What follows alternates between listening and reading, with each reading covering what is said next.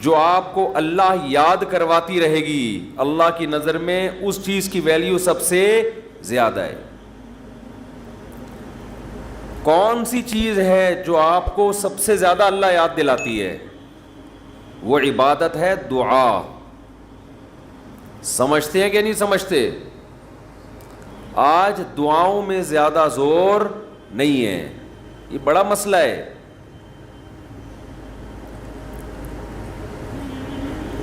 تو بھائی کچھ نہ کچھ وقت نکال کے ہاتھ اٹھا کے اللہ کے سامنے گڑ گڑایا کریں۔ آج ہم لوگوں نے دعائیں مانگنا چھوڑ دی ہیں۔ جب انسان اللہ کے سامنے دعا مانگتا ہے وہ اللہ سے باتیں کرتا ہے، اگر توجہ سے دعا مانگے۔ دعا ایسی چیز ہے کہ یہ اللہ اور بندے کا جتنا مضبوط کنیکشن بناتی ہے، اتنا کنیکشن دنیا کی کوئی اور عبادت نہیں بناتی۔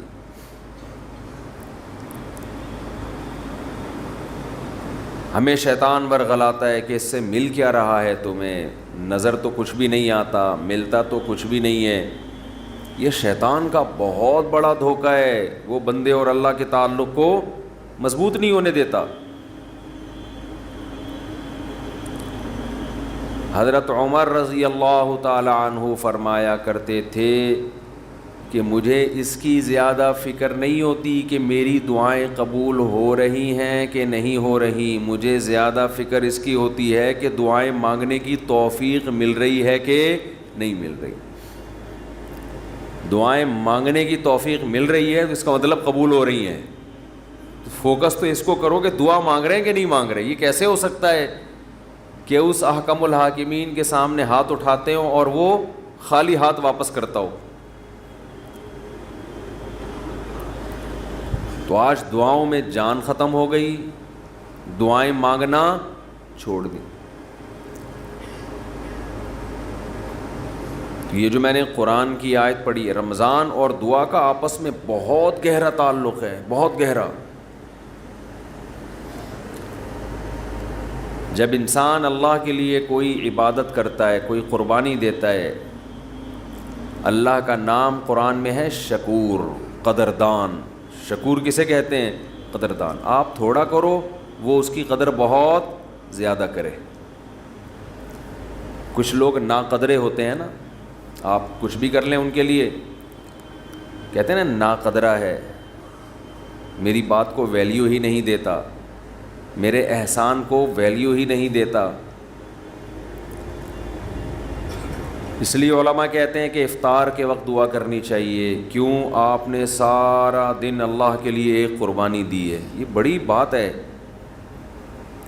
آپ کی نظر میں شاید اس کی ویلیو نہ ہو،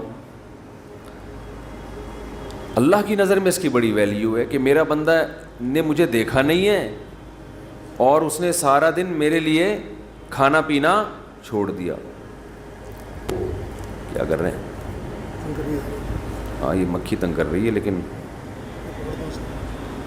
اتنا ایسے نہ پکڑیں کہ مکھی سے زیادہ آپ تنگ کرنا شروع کر دیں۔ ٹھیک، بس بھاگ گئی، نام ہی کافی ہے۔ تو کیا بات چل رہی تھی یار؟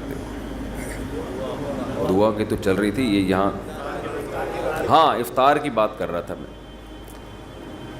تو ہم اس کو شاید ہلکا سمجھتے ہوں، لیکن اللہ کی نظر میں یہ ہلکا عمل نہیں ہے۔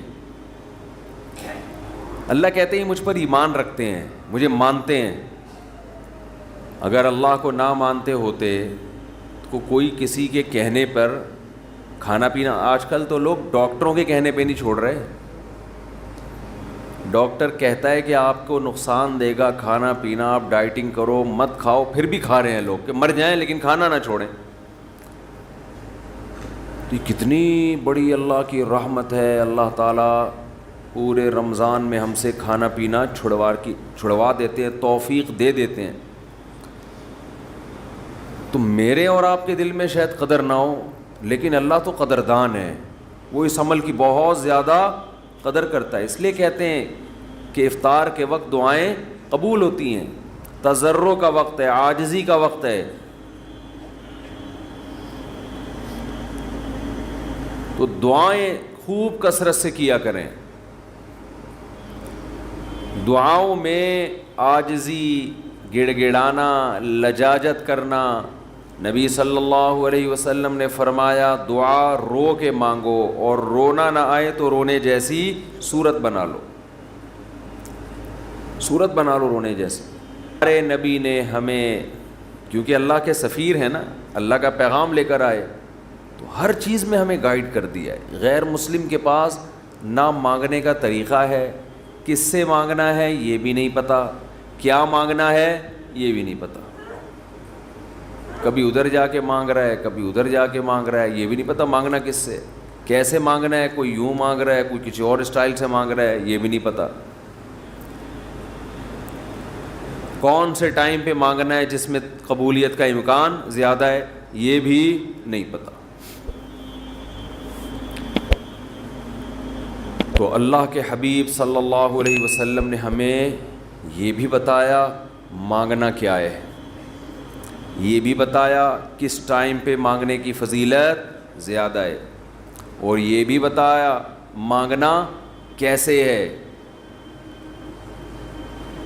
دل کی کیفیت کیا ہونی چاہیے، ظاہر کی کیفیت کیا ہونی چاہیے. تو سب سے زیادہ دیکھو، اللہ سے محبت ایک دفعہ دل میں تھوڑی سی چنگاری پیدا ہو گئی نا، تھوڑا سا تعلق اللہ سے کنیکشن بحال ہو گیا، اس کا دنیا میں سب سے پہلا فائدہ ملتا ہے سکون. اس کا جو دنیا میں سب سے فوراً کیش فائدہ ملتا ہے نا، کیش، وہ کیا ملتا ہے؟ سکون. آدمی اپنے آپ کو محفوظ سمجھنا شروع کر دیتا ہے کہ یار میں نے اپنے آپ کو کس کے حوالے کر دیا؟ اللہ کے. سب سے پہلا فائدہ یہ کہ بالکل ایسے جیسے ڈاکوؤں کا خطرہ ہو چاروں طرف سے، اور آپ نے دیکھا جی پولیس کی 3-4 موبائلیں ہمارے گھر کے قریب آ کے کھڑی ہو گئیں، آدمی لوگ سکون میں آ جاتے ہیں، یار کم از کم یہاں پر موبائل اسنیچنگ نہیں ہوگی، سکون سے سو جاؤ. تو جب انسان اللہ سے مانگتا ہے اور اپنے آپ کو اللہ کے حوالے کرتا ہے، اور اللہ تعالیٰ نے مانگنے میں کوئی شرطیں نہیں لگائیں، یہ بڑی زبردست بات ہے. کوئی شرطیں نہ کہ یہ والے قوائف پورے کرو گے تو پھر مجھ سے مانگو، ورنہ تمہیں مانگنے کی اجازت نہیں ہے. کوئی چرسی ہے تو جب تک چرس نہیں چھوڑے گا مجھ سے مانگ نہیں سکتا. کوئی بے نمازی ہے تو جب تک نمازی نہیں بنے گا مجھ سے مانگ نہیں سکتا. اللہ کہتے ہیں مجھ سے یہی مانگ لو، یہی مانگ لو، اللہ میں بے نمازی ہوں، مجھے کیا بنا دے؟ نمازی بنا دے. جو چیز نہیں ہے وہی مانگو اللہ تعالیٰ سے. وقال ربکم ادعونی استجب لکم، قرآن کہتا ہے، تمہارا رب کہتا ہے مجھ سے مانگو میں تمہاری پکار کو قبول کروں گا. اور کمال کی بات یہ ہے، پہلے مجھے اس آیت کی تفسیر سمجھ میں نہیں آتی تھی. اللہ کہتے ہیں مانگو میں تمہیں دوں گا، نہیں مانگو گے ایسے متکبرین کے لیے میں نے جہنم کی آگ رکھی ہے بھائی. یہ سمجھ سے بالاتر. میں آپ سے کہہ رہا ہوں مجھ سے قرضہ مانگو، آپ کہتے ہیں شکریہ جی آپ نے آفر کی، ضرورت ہوئی تو مانگیں گے، نہیں تو ٹھیک ہے جی بہت شکریہ. میں کہہ رہا ہوں اگر نہیں آئے نا مانگنے کے لیے، پھر دیکھو میں غنڈے بھیجوں گا، کٹ لگواؤں گا. آپ کہو گے یہ کون سا طریقہ ہے بھائی، یہ مجھ پر احسان کر رہے ہو یا گن پوائنٹ یہ زبردستی کروا رہے ہو کام؟ سمجھ میں آ رہی ہے بات کہ نہیں آ رہی ہے؟ آپ کہو گے یہ کون سا احسان کا طریقہ ہے؟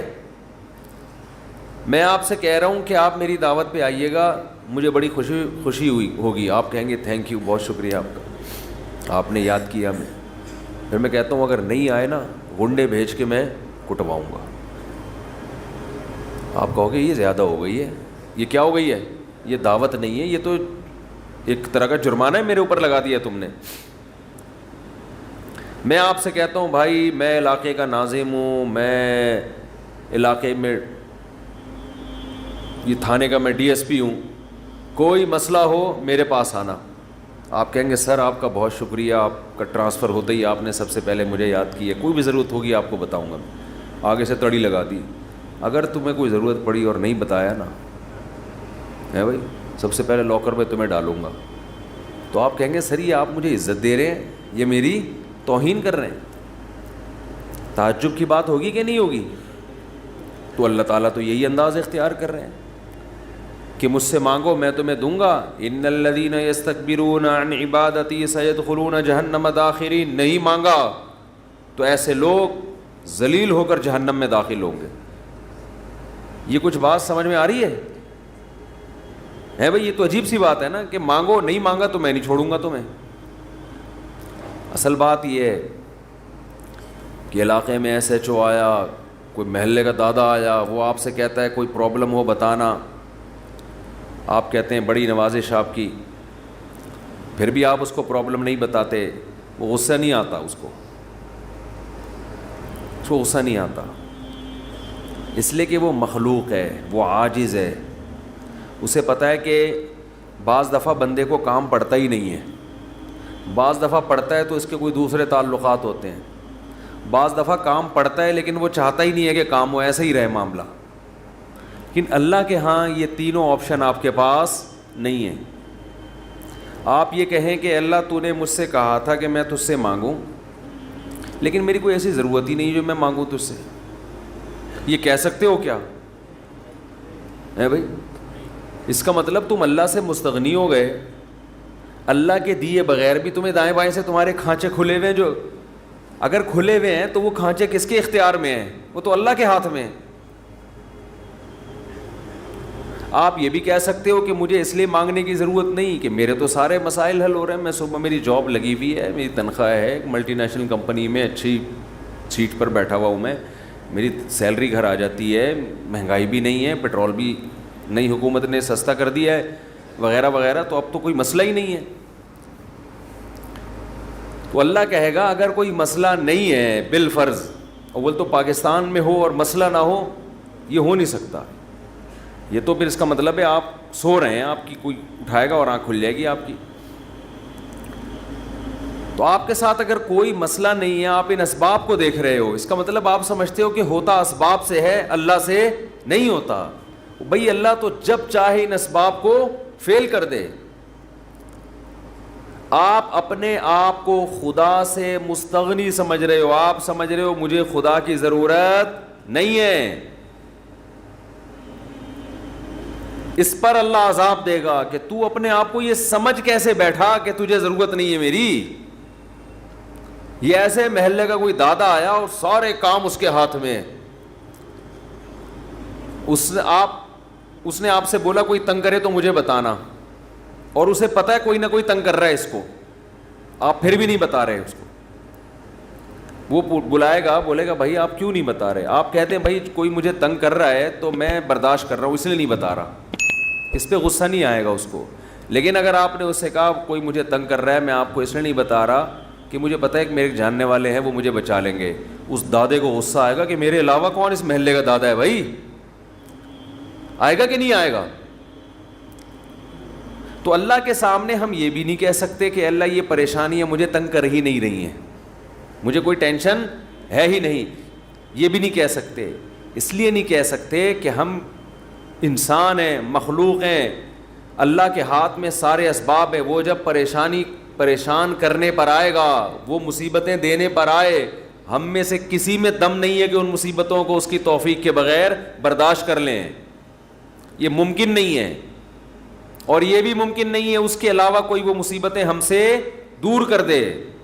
تو کتنی بڑی وعید ہے دعا نہ مانگنے پر. اور جو لوگ دعا نہیں مانگتے، حقیقت یہ ہے کہ وہ اپنے آپ کو دعا سے مستغنی سمجھتے ہیں. وہ کہتے ہیں مجھے ضرورت کیا ہے. میں ایک چٹکلا سناتا ہوں نا ایسے موقع پہ. ایک آدمی اپنا گدھا بیچنے جا رہا تھا بازار میں. کسی نے پوچھا کیا کر رہا ہے؟ اس نے کہا کہ یہ گدھا میں جاؤں گا مارکیٹ میں لاکھوں کا بکے گا. کسی نے کہا کہ انشاءاللہ کہہ دے کہ اگر اللہ نے چاہا. اس نے کہا انشاءاللہ، یعنی اللہ نے چاہا کہنے کی کیا ضرورت ہے؟ گدھا میرے ہاتھ میں، نسل اس کی اچھی ہے، مارکیٹ میں گدھے کی مانگ بھی ہے. گدھے مارکیٹ سے کیا ہو گئے ہیں؟ شارٹ. اگر وہ ہماری مارکیٹوں میں آتا، اسمبلیوں میں آتا پتہ چلتا ہے یہاں مارکیٹ سے شارٹ نہیں ہے, ہول سیل کے حساب سے ہمارے یہاں. تو اب اسے لوگ کہہ رہے ہیں کہ بھائی بول دے اگر اللہ نے چاہا. وہ کہہ رہے ہیں اللہ نے چاہا کہ سب کچھ صحیح ہے, سب کچھ صحیح ہے. مارکیٹ میں گدھوں کی ویلیو بھی ہے اور انتظار میں بھی ہیں لوگ, تو منہ مانگی قیمت پہ بکے گا. اچانک کوئی مارکیٹ میں جب پہنچا, ڈاکو آیا, گدھا چھین کے لے گیا, یا اس گدھے کو بیماری ہوئی مر گیا, اب یہ خالی ہاتھ آ رہا ہے. اسی بندے سے رابطہ ہوا, اس نے پوچھا ہاں بھائی کیا ہوا؟ کہہ رہے انشاءاللہ میں گدھا لے کے جا رہا تھا, انشاءاللہ کوئی ڈاکو آیا, انشاءاللہ اس نے چاقو نکالا اور انشاءاللہ وہ گدھا مجھ سے چھین کے لے گیا. اب بات بات پہ کیا لگا رہا ہے؟ انشاءاللہ. اس نے کہا کم بخت جب لگانا تھا تو اس وقت تو لگایا نہیں انشاءاللہ, اور اب لگا رہا ہے. تو ہم پر جب مصیبت پڑتی ہے پھر ہم کہتے ہیں یار اللہ کہاں ہے؟ تو بھئی یہ تو مصیبت سے پہلے اللہ کو پکارو. جو اللہ کو نہیں پکارتا یہ اس کی علامت ہے کہ اس کی نظر اسباب پر ہے, اللہ پر نہیں ہے. وہ سمجھتا ہے یہ جیسے کافر اسباب کو دیکھتا ہے نا, وہ تو کہتا ہے خدا کیا کر رہا ہے؟ گاڑی کے ایکسیلیٹر پہ پاؤں رکھو تو گاڑی چلتی ہے, بریک پہ پاؤں رکھو تو رکتی ہے, تو اللہ کہاں ہے؟ تو اللہ کو اگر نہیں کوئی پکارتا تو اللہ اس کا مطلب پھر یہ سمجھتے ہیں کہ یہ سمجھتا ہے کہ اس کو میری ضرورت نہیں ہے. یہ بہت بڑا جرم ہے. بات بات پہ اللہ سے دعا مانگا کرو. پیغمبروں کی کتنی دعائیں اللہ نے قرآن میں نقل کی ہیں, بات بات پہ دعائیں مانگتے تھے, بات بات پہ. دعائیں یاد کریں, دعائیں. ایک کتاب آتی ہے مناجات مقبولہ, یہ نام نوٹ کر لیں. کیا نام ہے اس کا؟ مناجات مقبولہ. ہر کتاب ہر لائبریری سے مل جائے گی, یہ جو جتنے بھی کتب خانے ہوتے ہیں نا. مولانا اشرف علی تھانوی رحمہ اللہ تعالی نے قرآن اور حدیث کی دعاؤں کو جمع کر کے ایک چھوٹی سی کتاب میں لکھ لیا ہے, ایک چھوٹی سی کتابچے میں جمع کر لیا ہے. قرآن کی دعائیں اور حدیث میں جو دعائیں, بہت جاندار دعائیں ہیں وہ. اچھا, دعا ایسی چیز ہے کہ جب جن الفاظ سے انسان مانگ رہا ہوتا ہے نا, وہ الفاظ بھی اس کے دل پہ اثر کر رہے ہوتے ہیں. تو انہوں نے بڑا شاندار کام یہ کیا کہ اب چونکہ دعائیں تو بہت زیادہ ہیں, ساری دعائیں قرآن اور حدیث کی آپ پڑھیں گے تو ایک ہی اتنی لمبی ہو جائے گی پھر. تو انہوں نے اس کو 7 حصوں میں ڈیوائیڈ کر دیا ہے. سمجھتے ہیں؟ ہفتے کے دن, اتوار کے دن, یہ یعنی 7 منزلیں بنا دی ہیں اس کی. اس کا ترجمہ بھی ملتا ہے, یعنی وہ دعائیں عربی میں اور نیچے اس کا ترجمہ. آپ بے شک عربی نہ پڑھیں, ترجمہ پڑھ لیں. وہ روزانہ کا معمول بنائیں. اس سے کیا ہوگا, آپ کو قرآن و سنت کی دعائیں یاد ہونا شروع ہو جائیں گی. وہ ایسی جاندار دعائیں, ایسی جاندار. ان دعاؤں میں آپ کو لطف آنا شروع ہو جائے گا, چسکا لگ جائے گا. کیسی کیسی دعائیں دیکھو, ایک پڑھ کے سناتا ہوں. اللہم اقسم لنا من خشیتک ما تحول به بیننا وبین معصیتک. اے اللہ ہمیں اتنا اپنا خوف دے دے, ہمارے دل میں اپنا اتنا خوف ڈال دے کہ وہ خوف ہمارے اور تیری نافرمانی کے درمیان آڑ بن جائے. سمجھ میں آ رہی ہے بات؟ زیادہ خوف نہیں چاہیے. زیادہ خوف پیدا ہو گیا تو زندگی کا مزہ کرکرا ہو جائے گا. جب آپ کے دل میں کسی چیز کا خوف مسلط ہو جاتا ہے تو لذتوں سے محروم ہو جاتے ہو آپ. دیکھو بچوں کے دلوں میں امتحان کا خوف ہوتا ہے نا, نہ کھا رہے ہیں نہ پی رہے ہیں. کراچی میں تو ایسا کوئی سیٹ اپ نہیں ہے, کوئی خوف ووف نہیں ہوتا. پنجاب میں دیکھا ہے ہم نے, بچوں کے پیپر ہونے والے, ایگزام ہونے والا, ایک دماغ پہ مسلط کر لیتے ہیں. زیادہ مسلط کریں گے تو پھر پڑھائی بھی نہیں ہوتی ان سے, ہاتھ پاؤں کانپنے لگتے ہیں. کراچی میں اللہ کا فضل ہے, یہ ٹینشن. کراچی میں جتنی بھی حکومتیں رہی ہیں اب تک کی رپورٹ کے مطابق, انہوں نے یہ بڑا فائدہ پورے سندھ میں الحمدللہ یہ سندھ گورنمنٹ جب جتنی بھی رہی ہے اب تک، چاہے کسی کی بھی ہو، تو یہ الحمدللہ انہوں نے فیسلٹی دی ہے کہ کراچی کی عوام کو پڑھائی لکھائی سے الحمدللہ بالکل فارغ کر دی ہے. لڑکوں میں پڑھنے کا رواج ہے ہی نہیں. کچھ دن پہلے میں آ رہا تھا سفر پہ، تو کراچی کا ایک لڑکا وہاں پڑھنے گیا ہوا تھا اسلام آباد، ایبٹ آباد میں شاید کیڈٹ کالج، بال کیڈٹ کالج میں پڑھ رہا تھا. تو میں نے کہا کراچی میں، نارتھ کراچی میں کہیں رہتا تھا یا ناظم آباد میں، وہاں گیا ہوا ہے. اس نے کہا بھائی ہمارے ابا اماں نے اچھا فیصلہ کیا، مجھے وہاں ایڈمیشن کرا دیا، میں پڑھ لیتا ہوں، چھٹیوں میں گھر آ جاتا ہوں. تو وہ بتا رہا تھا کہ یہ کراچی میں، وہ مجھے کہہ رہا تھا کہ ہم حیران ہوتے ہیں کراچی میں جان تو وہاں کوئی ہے ہی نہیں، پڑھائی لکھائی کی بات ہی نہیں.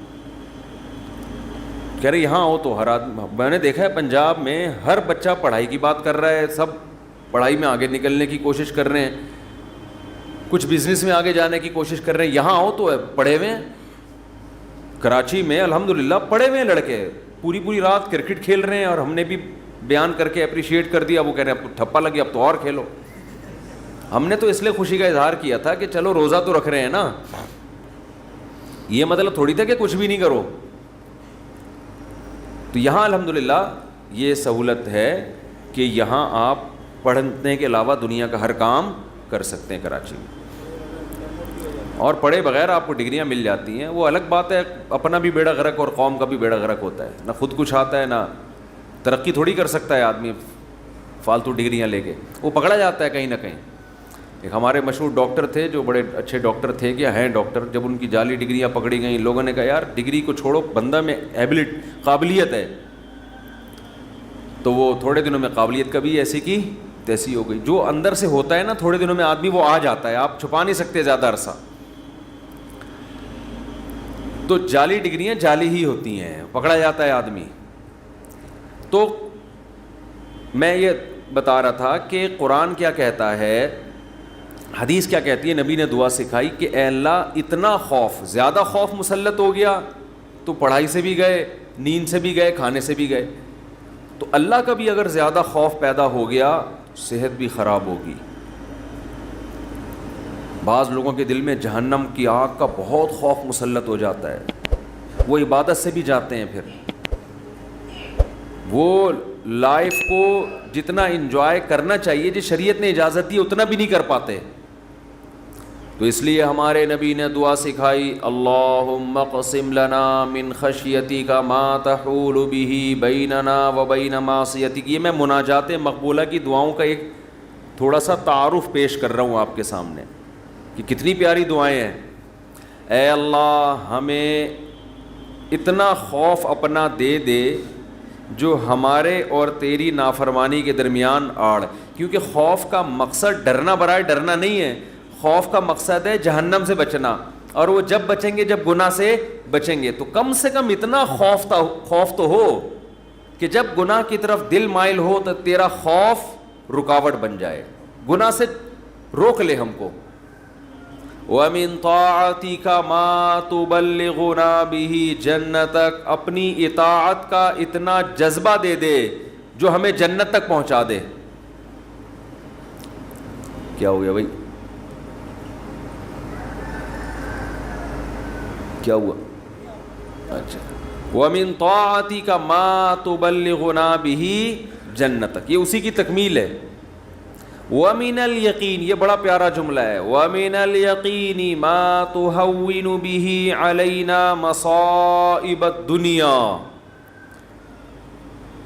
اے اللہ اپنا اتنا یقین دے دے، اتنا یقین، تیری ذات پہ اتنا یقین آ جائے کہ تو سب کچھ کرنے والا تو ہی ہے. اتنا یقین آ جائے کہ دنیا کی مصیبتیں ہلکی لگنے لگیں، ڈپریشن میں نہ جائیں ہم مصیبتوں کی وجہ سے. جو اللہ کو نہیں مانتے نا، جب وہ دیکھتے ہیں کوئی ٹینشن آ رہی ہے تو وہ کہتے ہیں یار اس ٹینشن کی یہ وجہ ہے اور یہ وجہ تو ختم نہیں ہوگی، تو میں تو ٹینشن میں زندگی گزاروں گا. وہ خودکشی کی طرف جائیں گے.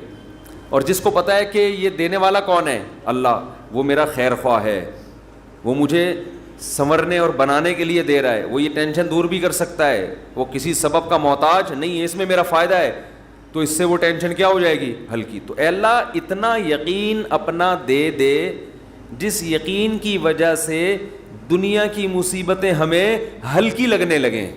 اگر اتنا بھی یقین نہیں ہے تو یہ یقین نہیں ہے. وَمِنَ الْيَقِينِ مَا تُهَوِّنُ بِهِ عَلَيْنَا مَصَائِبَ الدُّنْيَا وَمَتِّعْنَا بِأَسْمَاعِنَا وَأَبْصَارِنَا وَقُوَّاتِنَا أَبَدًا مَا أَبْقَيْتَنَا. اے اللہ تو نے ہمیں آنکھ کی نعمت دی, سننے کی نعمت دی, بولنے کی نعمت دی, چلنے کی اور بات کرنے کی, یہ تمام نعمتیں جب تک ہماری زندگی ہے یہ نعمتیں ہم باقی رکھنا, معذوری سے ہمیں بچانا. سمجھ رہے ہو کہ نہیں سمجھ رہے؟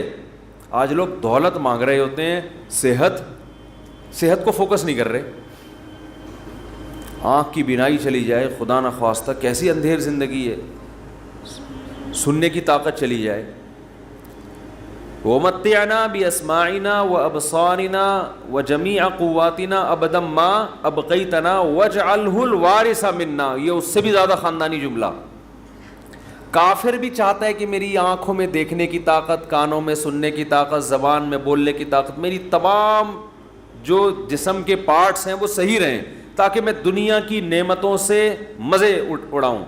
تو اللہ ہم صرف اس لیے نہیں کہہ رہے کہ یہ تمام چیزیں باقی رکھ کہ ہم دنیا میں مزے اڑائیں, دنیا میں بھی لذت, اور یہ جو تو نے ہمیں طاقتیں دی ہیں یہ آخرت میں بھی ترقی کا ذریعہ بن جائیں. تو ڈبل مزے ہو گئے کہ نہیں ہو گئے ہیں بھائی؟ کیونکہ جس آدمی میں قوت اور طاقت نہیں ہوتی مختلف چیزوں کی, وہ آخرت کے کام بھی زیادہ نہیں کر سکتا. تو وَاجْعَلْهُ الْوَارِثَ مِنَّا, ان کے اثرات باقی رہے, قیامت کے دن فائدہ ہو. ان آنکھوں سے ہمیں ان کان سے اچھی بات سنی تھی اور ہدایت مل گئی, تو یہ فائدہ ہو گیا نا اس کان کا آخرت میں. آنکھوں سے اچھی چیز دیکھی اور ہدایت مل گئی, اللہ کی نشانیاں دیکھیں اور عبرت حاصل ہوئی ان آنکھوں سے. ماں باپ کی زیارت کی, بیت اللہ حج کی, اللہ کے گھر کی زیارت کی, تو یہ آنکھوں کی لذت بھی ہے, اور اس لذت سے دنیا کا فائدہ بھی اور آخرت کا فائدہ بھی. وَاجْعَلْهُ الْوَارِثَ مِنَّا وَاجْعَلْ ثَأْرَنَا عَلَى مَنْ ظَلَمَنَا وَانْصُرْنَا عَلَى مَنْ وَاجْعَلْ ثَأْرَنَا عَلَى مَنْ ظَلَمَنَا وَانْصُرْنَا عَلَى مَنْ عَادَانَا. جو ہم سے دشمنی کرے اے اللہ تو اس کے خلاف ہماری مدد کر. دنیا میں بہت سارے دشمن ہیں, کچھ کو آپ جانتے ہیں, بہت سو کو نہیں جانتے. وَلَا تَجْعَلْ مُصِيبَتَنَا فِي دِينِنَا. اے اللہ اگر کوئی مصیبت مقدر میں ہے ہی تو وہ دنیا کی طرف پھیر دینا, دین ہمارا اس سے محفوظ رکھنا. دنیا کی مصیبت ختم ہو جاتی ہے, دین پہ کو نقصان اگر ہو گیا اس کے اثرات ہمیشہ ہمیشہ رہیں گے.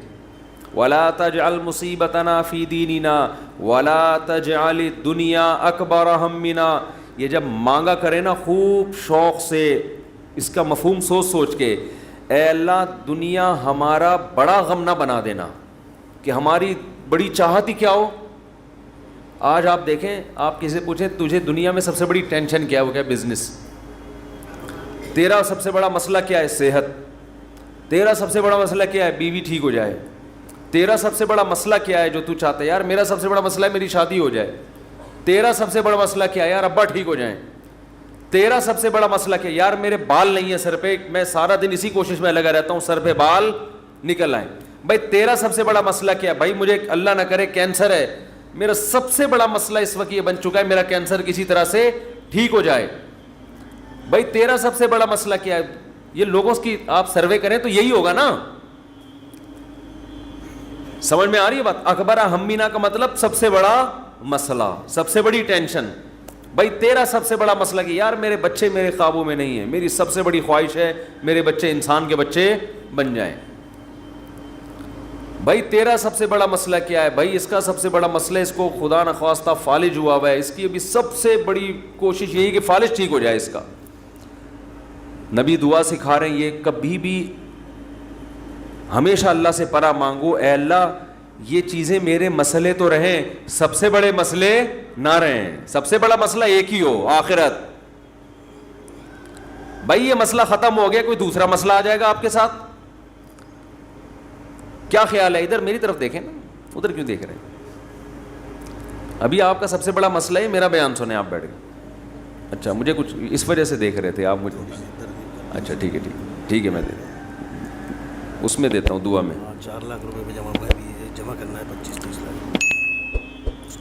اچھا میں جمعے کی نماز کے بعد دیتا ہوں.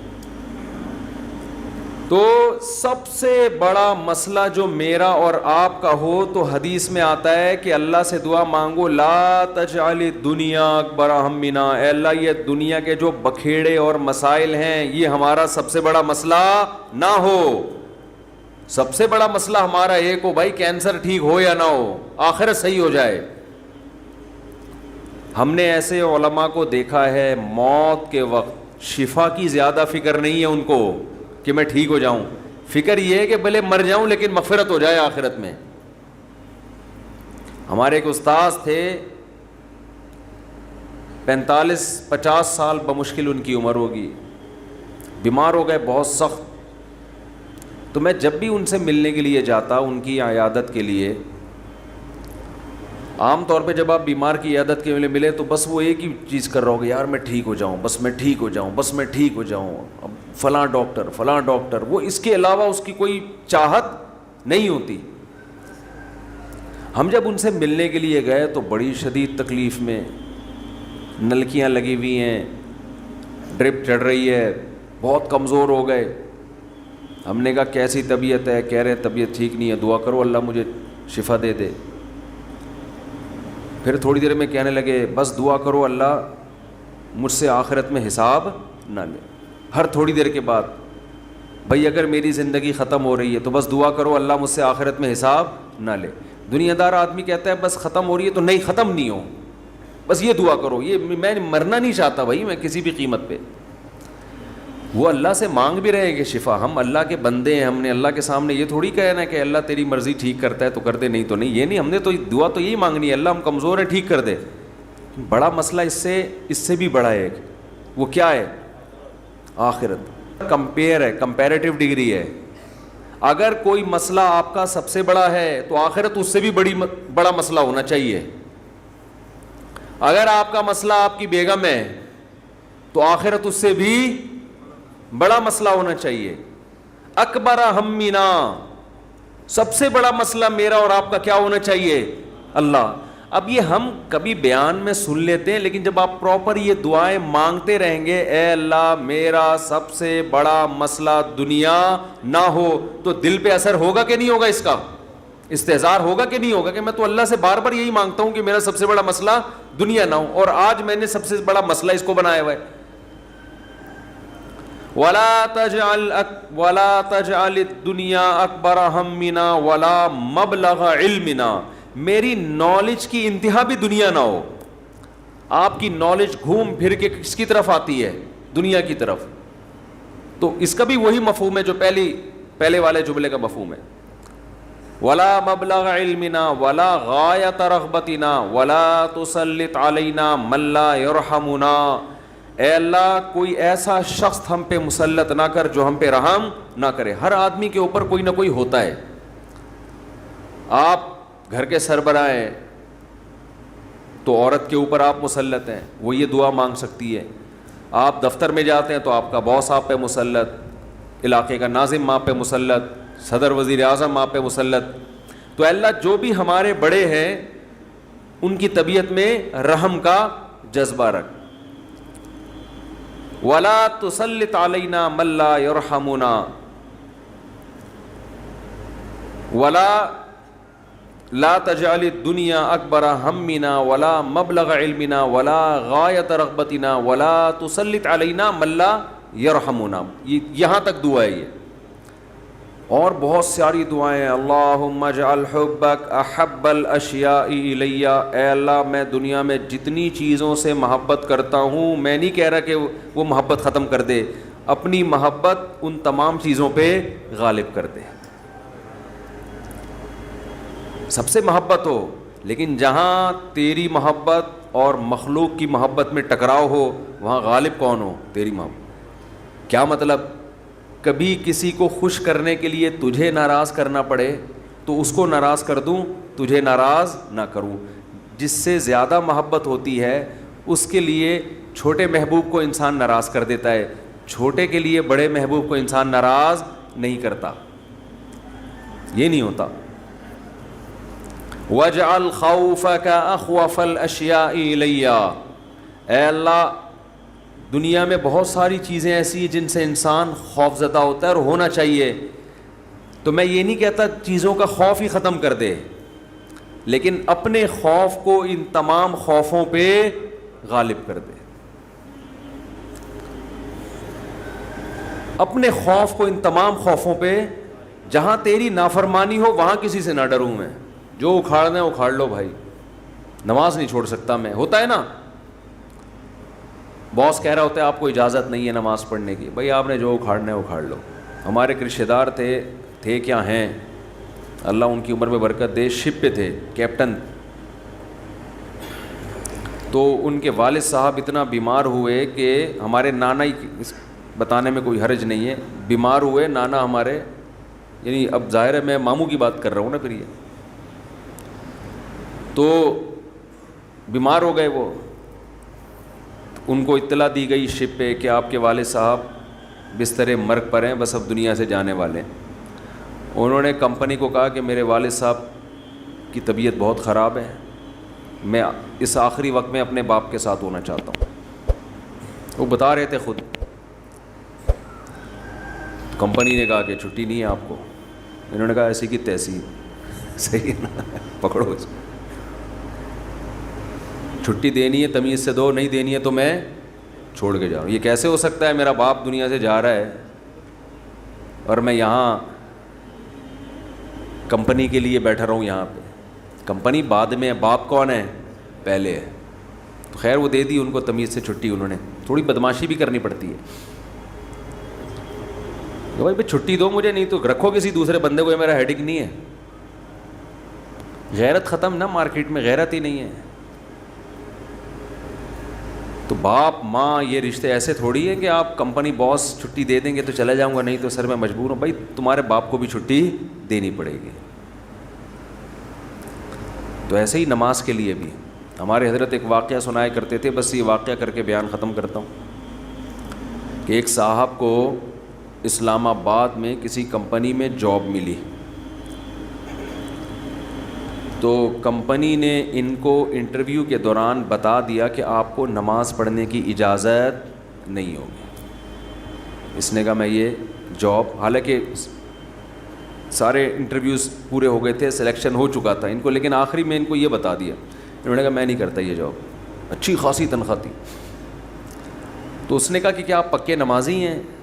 اس نے کہا نہیں میں تو نماز نہیں پڑھتا. میں کہ جب آپ ویسے ہی نہیں پڑھتے ہیں بھائی تو پھر آپ کو کیا مسئلہ ہے؟ اس نے کہا میں ویسے ہی نہیں پڑھتا, سست ہوں, کاہل ہوں, تمہارے مشورے پہ میں نماز چھوڑ دوں یار, ٹھیک ہے, کمپنی کے کہنے پہ میں چھوڑ دوں. خدا کہے گا نا کہ تیرا دل اپنا ہی نہیں چاہتا تھا, ہے بھائی, تیرا اپنا دل نہیں چاہتا تھا, تو نالائق تھا, لیکن اب کمپنی اور خدا کا مقابلہ ہو رہا ہے تو اس کو تو نے خدا بنا لیا ہے. یعنی ہم اتنا پروٹوکول تھوڑی کمپنی کو دیں گے, باس کو دیں گے کہ تو کہہ دے نماز چھوڑ دو, تو ہمارا باپ ہے جو تو کہہ دے یہ کام تو ہم باپ کے کہنے پہ ہی. اگر آپ کا نماز پڑھنے کا موڈ ہوا اور ابا کہہ رہے نہیں پڑھو, ایسے موقع پہ آدمی کہتا ہے ابا میرا اپنا آج تو میرا موڈ بن گیا ہے, میں کیسے چھوڑ دوں نماز.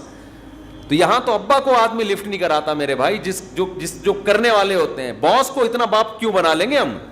تو باس کی چمچہ گیری اتنی کیا کرو جتنی قیامت میں افورڈ کر سکو. یہ بھی انسان ہے, اتنا زیادہ فری نہیں کرایا کرو.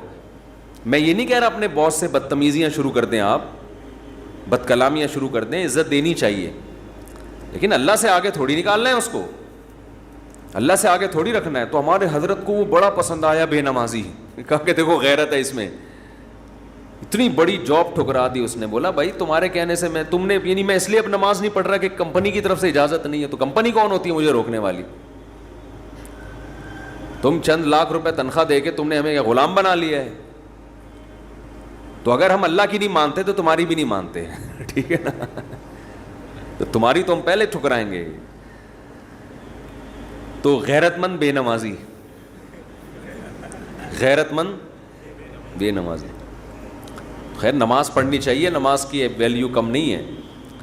تو یہ ہے وجعل خوفک اخوف الاشیاء الی وقت عنی حاجات الدنیا بالشوق الی لقائک، اے اللہ اپنی ملاقات کا شوق اتنا دے دے کہ دنیا کی حاجتوں کی تمنا نہ رہے، اتنا شوق ہو جائے کہ اس دنیا میں سب سے بڑا شوق ہی یہ بن جائے.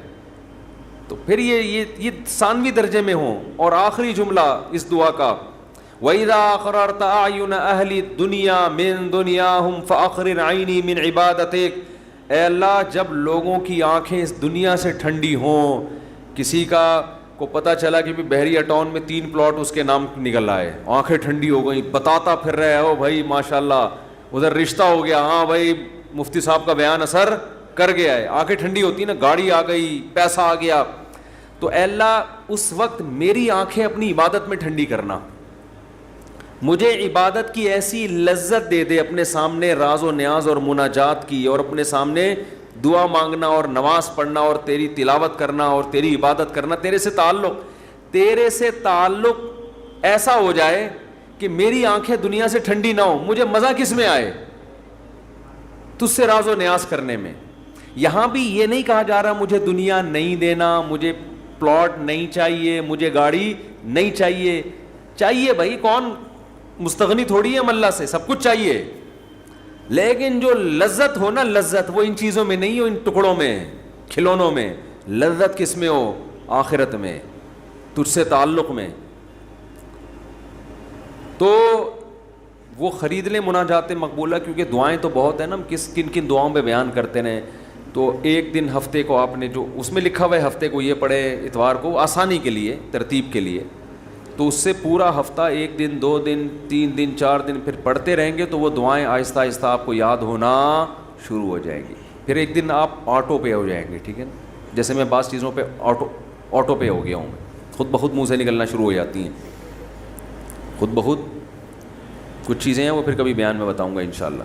تو وہ آٹو پہ آ گیا ہوں میں، تو وہ خود بخود ہونا شروع، تو وہ آپ کو دعائیں آہستہ آہستہ خود بخود یاد، اور آپ کو محسوس ہوگا آپ کے دل کی کیفیت آہستہ آہستہ چینج ہو رہی ہے. اللہ تعالیٰ سمجھنے کی، عمل کی توفیق عطا فرمائے.